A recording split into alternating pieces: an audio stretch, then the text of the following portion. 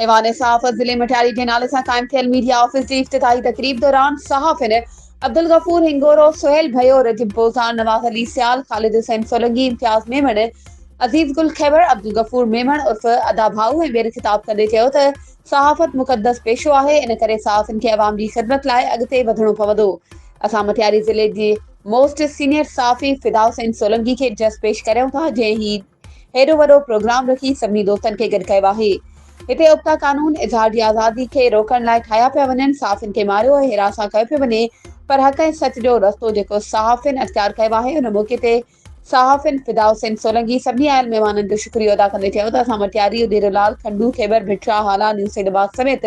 सॼे ज़िले जा सहाफ़ी मुतहिद आहियूं। वधीक ख़बरुनि ऐं अपडेट्स जे लाइ असांजे चैनल खे सब्सक्राइब कयो ऐं हा, बेल आइकन खे प्रेस करणु न विसारिजो त जीअं असांजी हर नई अचण वारी वीडियो तव्हां ताईं पहुची